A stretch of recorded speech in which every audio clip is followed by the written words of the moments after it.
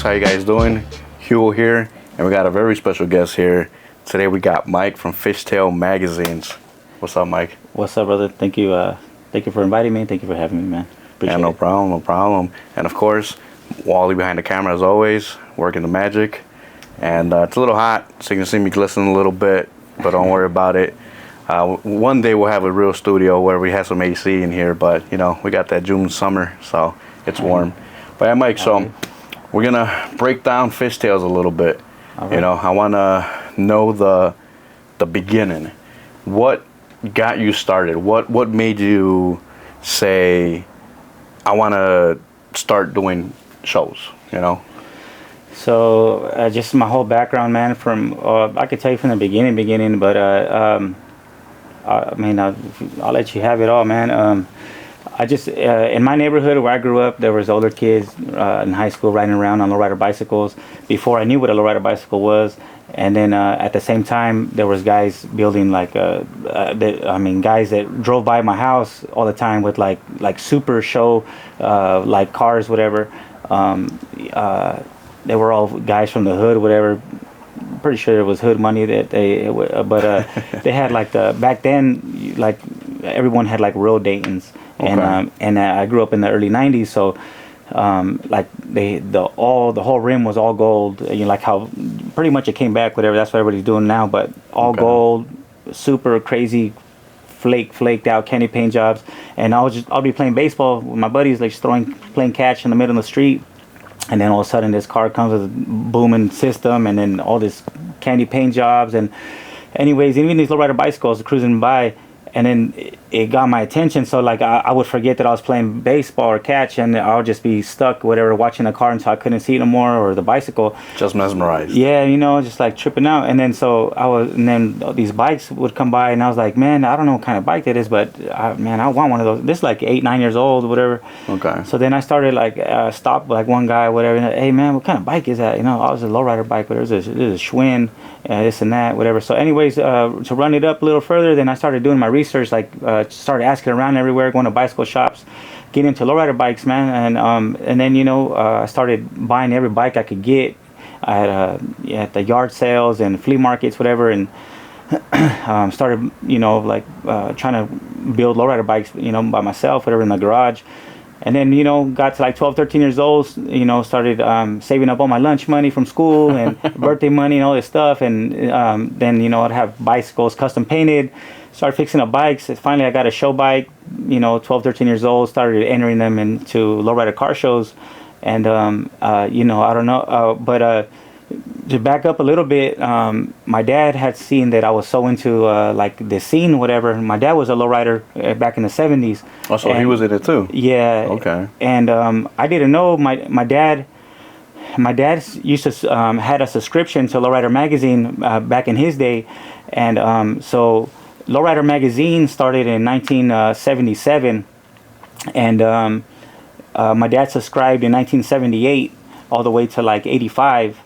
So I had January, February, all the way to December for all these years, man. And or you know, my dad had all those magazines, and then, you know, miscellaneous ones from the first year, 77. And anyways, when I was 10 years old, one day I was watching TV in the living room, and my dad came in with a big ass box, like probably like this big, full of all those magazines that he had. And he's like, "Here, man, I got some for you." And then that's awesome. And then I opened them up, man, and I swear that was like the one of the happiest moments, man, of my life, bro. Honest truth. And so I read every single magazine, bro, front and back. I don't know how many times, man. Like I lived in those magazines, and that's where I got my bug, bro. That's where it started. And ever since then, I'm not even gonna lie to you. Like to say this is not even it's for real. Like I've been obsessed, bro, with lowriding ever since, bro. Like that was the only thing that was on my mind. Like, how am I gonna fix up my lowrider bike when I get a lowrider car when I grow up? How am I gonna fix it up? And so my style that I like the very first what was lowriding back then, the original stuff, like that's where I picked it up from, and that's what I still love, man. Like all the old school traditional paint jobs, what they did. And anyway, so that's how it started, man. And then back-to-back shows, taking lowrider bikes into shows. So when I would go to those shows, you know, again, I'm like super obsessed, like about all this stuff, you know, watching the car shows. Like I'm not staring at one car, I'm like watching the whole show, everyone walking around, and I'm like, damn. When I grow up, like I want to have my own magazine, and I want to have my own shows just like lowrider, and so that's where the bug started, man. And that was always on my mind, like, man, when I grow up, I want my own magazine and I want to do my own shows. And so that's awesome. It ended up, you know, I thought I was gonna do, because I grew up building, you know, fixing up lowrider cars too. You know, so I got my first car when I was 15, a 1971 Cutlass. And I threw rims on it, and I had it lowered, had a system, and it had a nice paint job. And so I thought I was gonna have a car magazine, and I thought I was gonna throw car shows. That was the plan. But then as I got older, like in my early 20s, a lot of my homies, and my dad used to ride Harleys too. I have a picture sitting on my dad's Harley when I was like 5 years old.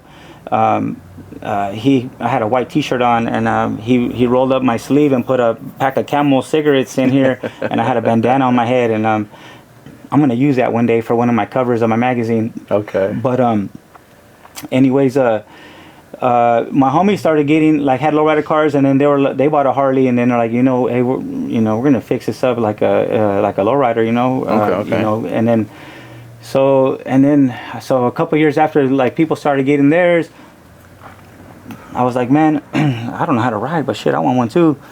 And then, so that's how it started. And then, so I started getting into motorcycles, and then I would go to a bunch of motorcycle shows, you know. So when I wanted to start the magazine, it was an idea, and the Fishtailz name was like chosen already. Like I picked that out, and then I didn't start the magazine till like 8 years later. Really? Just because I told myself, like, not even looking into it at all, I just thought, man, I can't start a magazine. It's gonna cost like all kinds of money, and I'm not gonna be able to. I didn't think I was gonna be able to do it or afford it or whatever. So like I never put thought into it or looked into it. And then but you had the name. I had the name, and back then I just had the name with an S instead of a Z at the end. Okay. And then so what I would do just to play around, I would take pictures at all these shows, and then I would like make like magazine covers like just for myself, and then I would put the name Fishtailz on it, and you know, with some nice motivation. Yeah, some nice pictures I took. I was like, man, this shit is bad. But then, so when I really got, so then I started doing research, and like, okay, who is the main person, or who's helping these guys out, or what's like the main source that you know, all these lowrider motorcycle guys are going to, whatever. And I was searching, and I was like, man, there wasn't really anybody. And so then I don't know, I was that kicked like a light on in my head, and I was like, man, I need to act now.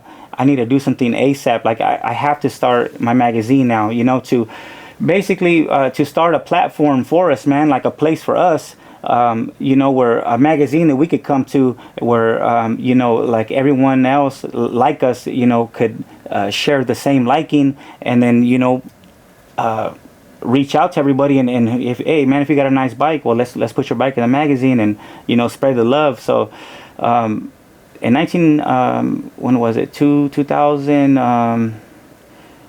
I started the magazine in what year was it? It was 5 years ago. It was like 2019 is when we started it. And then so first you started with a magazine, then the show. Yeah, then the shows. Okay. So I started magazine 2019, and the first issue came out in May of 2019. And then so that same year in July, I went to our local Harley Davidson shop in Modesto, California, and I was like, hey man, I want to throw a show. I want to see if you guys are interested. You know, just right here in your parking lot, if, you know, what do you guys think? And then they're like, man, we try to throw shows, but you know, they're never successful. They're like, if you want to have a show, we'll let you put it on here, but we don't want to do anything with it as far as like to try to help you organize it. They're like, if you could do everything and take care of it, we'll let you do it here. And I said, yep, I don't need you to do anything, let me do it. So with 5-6 months that I started the magazine, I tried to do that little show, and I had people come with like some of the baddest show bikes that are around, bro. From all the way from like 8 hours away, 6 hours away from like Southern California, San Diego, LA, Fresno, like all the cities all the way up to San Diego, like 8 hours away, and then the opposite way, the same thing, like 6-7 hours away.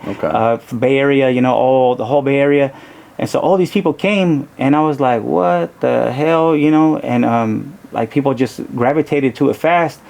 So, you know, from the beginning, man, I've been blessed, you know, with all the support, you know, from everybody. And yeah, man, we went from there, and things, you know, kept on getting better and better for us, man. So I know we talked earlier, and you had said that most of your shows are inside. Was that the very first show that was only outside, and then you made it? There was a one and only outside, and everything's been indoor ever since. Yeah.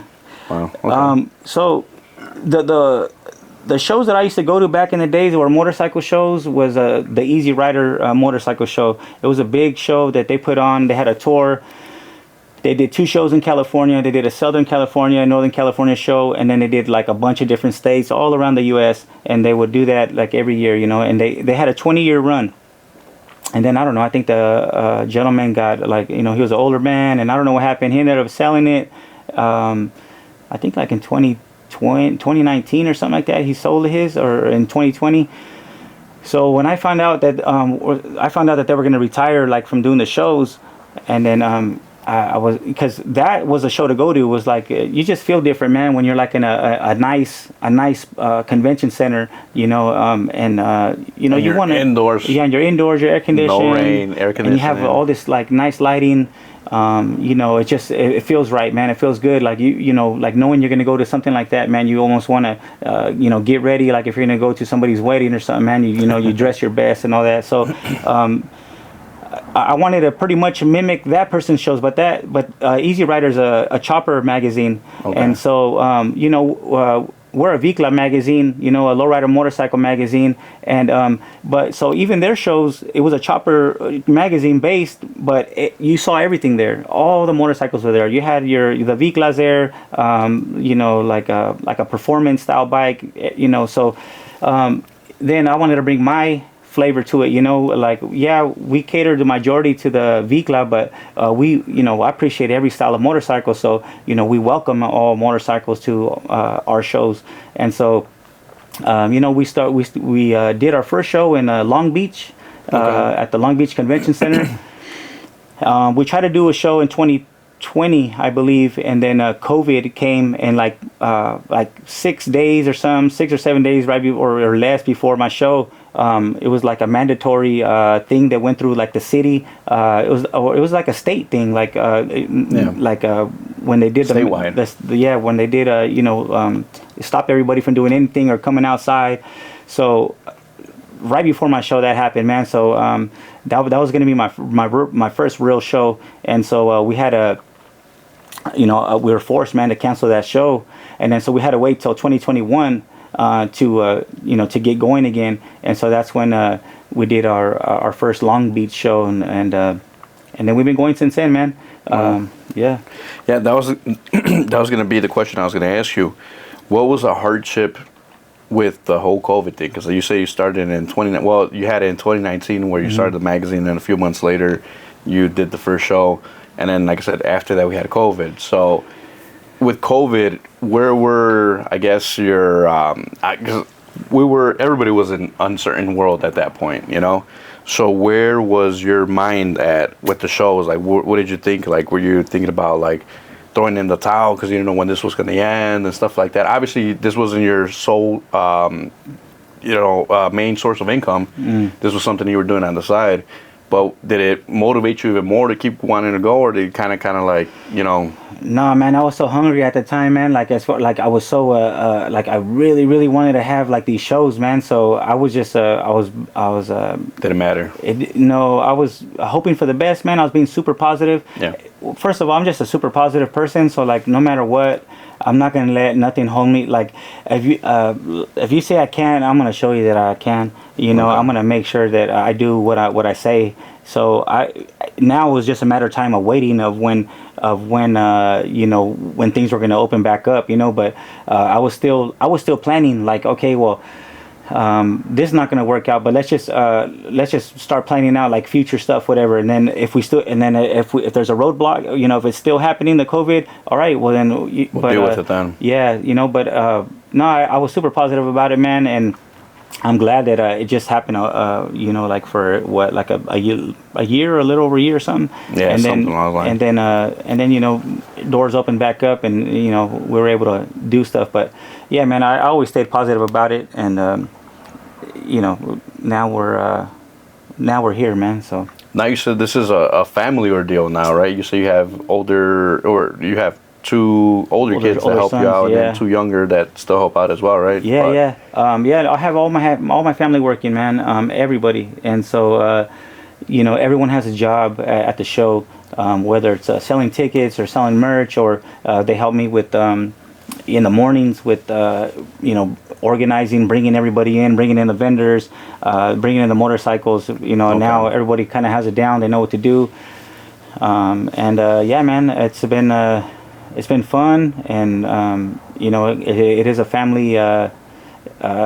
You know, I do everything on my own as far as like the magazine. I create the magazine. I design it. I do everything myself on my computer. Okay. I organize the shows. I do everything, and then coming the day of the show, then I bring out all of my family, and then you know, they help me make the show successful. Okay. Huh. Yeah. Now, where in your 5-year stretch did you feel like there was that turning point when you were like, damn, this is blowing up, this is gonna get big? Like, I know you went into it thinking that you know, with that positive mindset. Yeah. But when did you physically see it, or what show specifically would you feel was like the show where like, man, like this is it? It was like I hit, you know, this next level, and it's only gonna continue to get better from here. Man, honest truth, the very first little show that I did, man, in my own town.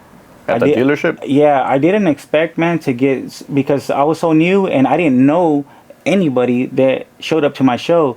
So like, it felt good, man, to get like genuine support from all these people, like trailering their bike, bro, 8 hours away one way, 8 hours away another way. Like, I don't know, to me, and these are not like, these bikes are like some of the top show bikes in the circuit, man. So I was like, wow, like I was just amazed. I couldn't believe it.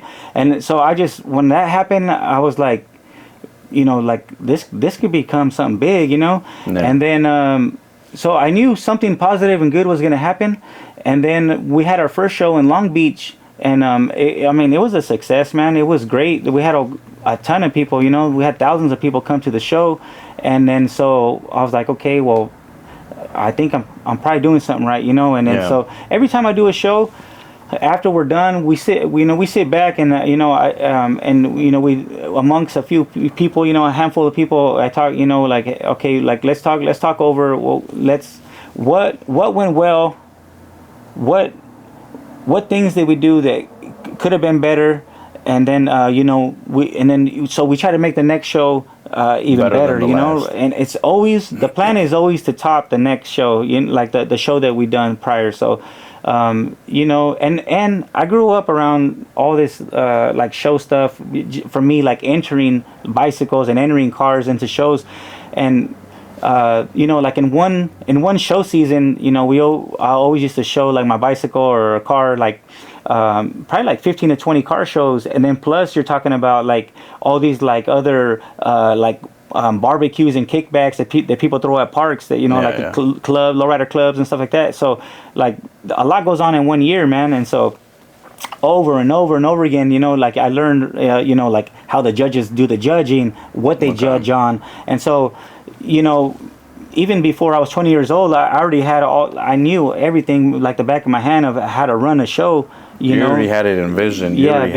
So for me to put on a show is you know, it's nothing to it, because you know, because I know it, that's my background. So when I started throwing shows, it wasn't really like difficult or hard. I mean, the hardest thing was just you can't have a show unless you have money to fund it, right? So that was the question, like, dang, how are we gonna throw our first professional show, man? Like, it costs a lot of money, but put on a show. So I had a really nice lowrider car, a 65 Impala, like convertible, fixed up, paint, a nice car, like show quality car. Yeah. And then I had a really nice motorcycle as well at the same time. And I had money saved up. I was saving up for the future, like one of these days, So I was saving up money. I sold my car. I sold my motorcycle. I got all the money I could possibly together by myself. And then I went for it, man. I had enough barely to throw my first show, man, in the Long Beach one. And then after that, we okay, well, shoot, I could have a next one now. And then so we did 3 years doing one show a year. And then this is the 4th year that now I added 4 shows. So 2024. Yeah, 2024 is our first year that we did so now I'm starting to do what I really wanted to do, was like a tour. So and then so for next year we have planned to do 6 shows. We want to add a Texas show, and then an Arizona show. And now possibly we're gonna come and do a Chicago show. Midwest, Chicago. So maybe 7 then next year if everything goes right, man, and possible. I would love to, man. I wanna. The thing is, I have my shows in California. They're great. They're successful out there, but we have all these other people. Like you guys are here from Chicago. You guys have nice bikes as well, but everybody can't make it to California, so that's why now I'm trying to put shows in your area. I know how it is. I know it's either the getting the time off, and it's money, it's family stuff, it's a lot of stuff, right? So now it's like if you can't come to me, I'm gonna try to come to you, and bring you a show. So that's the only way to get bigger. And if everything goes well, man, we'll see you here next year in Chicago too, man. 2025, Chicago. Get ready, man. We're putting it out there in the world, in the universe, right? We're speaking it now. Yes, get ready. Just like how the name Fishtailz 8 years prior, we're doing it a whole year prior already. Get ready, man, because we will come. So it's gonna be fun, man. Yeah. So your bike, you had a bike. It was fishtailed out. It had you had that logo on the front fender. I remember that. Yeah. And then you sold it this year. Well, what'd you say, about a month ago? Yeah, it's been like a month now. Yeah. So you've probably seen it rolling around already at a few shows, but somebody from Chicago bought his bike out from California. So now it's... Now my bike's here. A piece of Fishtailz is here, man. I was going to say, as a piece of Fishtailz is here, now we're talking it. It's got to be, it's a sign. It's a sign, that you got to come out here now. Yeah, and the shows that I do, man, I don't want to just do it one time and then okay, hey, we came, see you guys, bye. No, man, I want to meet you guys. I want to become friends with everyone, meet everybody. So, if I come to Chicago, we're gonna try to make this event an annual event. So if we do it next year, then plan to see us every year after that. And grow it bigger, and hopefully everything works out, man. Hopefully all the community comes out, man. This is, I try to spread the love, man. And so like I said, we don't want to come and do a show one time, man. We want to come back every year, make it an annual show. So get ready, man, because we're coming. All right, sounds good. And now we'll wrap it up with, where do you see your show in the next 5 years? Next 5 years? Well, I mean, hopefully, we could continue doing this tour. Hopefully we have a strong tour, anywhere from 7 to 10 shows, and, across the United States. I do plan to create a show in another country as well. Oh, wow. Maybe just one in another country. And, I'm looking at Australia. Okay. The scene. They have a big scene out there. Big scene out there. I know a lot of them through the internet. We talk all the time. I know the owner from Custom Craft personally. He's. Oh, really? He's came out to my shows. Wow. And so that's that was a really nice to have him there, and just to continue to have a strong show. I'm all about positivity, man. So my shows have a very positive vibe, man. A very good feeling. Yeah. You know, we play like old school funk, and just everything's a positive about it, man. Everyone is like super happy at the shows, man. You could see them like enjoying themselves, man. Everyone that's there. So we just want to keep a super positive vibe in the motorcycle community, man, where everyone gets along. It doesn't matter where you're from, bro. It doesn't matter what color you are, what ethnicity you are. You know, we don't care about none of that stuff, man. We're all one human race, and this show's for everyone. And like I said, it's not even just for the Vikla lowrider motorcycles, man. I give cash prizes, the best of show for other motorcycles as well, like performance bikes, for a chopper. I think there's 5 of them for Dynas, and then for the Viklas, we do for Softail and for touring. But so yeah, it's everyone and anyone that's into motorcycles, no matter what style of motorcycle you like, you're gonna have it's gonna be a super fun day, man, and you're gonna remember that show for the rest of your life, because something from that show you're gonna keep on thinking about it, man, in the future. I guarantee you, man. But so just our shows, continue doing these shows for years to come. I'm hoping to be able to do at least a 20-year stretch of shows, and yeah, man, just bring a positive vibe. And for the magazine, you know, every magazine that I put out, there's motorcycles from all across the United States, man.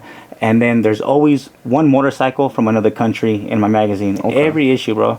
So, you know, we try to reach out to the motorcycle community on a global level. And, you know, I do this for the love, man. If I could be true honest with you, man, the magazine doesn't make money, bro.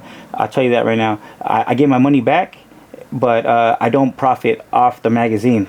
Every issue, bro. And just so you know, I don't do the magazine to make money, man. I do it for the love, man, because I love this culture, and I grew up in this culture, and my dad has the background. It's just, this is the lifestyle that I've been living since I was a little boy.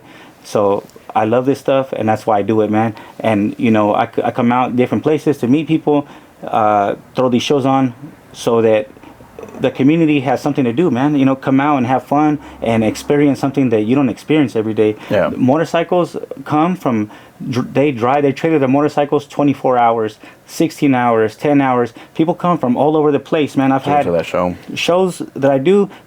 There's motorcycles that come from 14 different states sometimes at one show, you know, and so you'll never see that again if you know. So like, take the opportunity. If you haven't come to a Fishtailz show, it's a great time, and you're gonna see some of the most beautiful bikes that you've ever seen in your life, and you know, it's just a great time, man. Yeah, so I feel like that's where a lot of your success comes from. Your success comes from being different. It comes from you're genuine, you know, like it's not, you don't look at it for profit, you don't look at it, you just look at it for the love of what it is, the love of the culture, the love of the bikes, and that's why yours stands out, and that's why yours have been excelling, and that's why it continues to excel and it continues to grow. And I feel like it's just to that, man, the love that you have towards that culture. Thank you, man. You know? Yeah. Oh. Thank you. Yeah, I wish you the utmost success, even though you already have it, but even more than what you have now.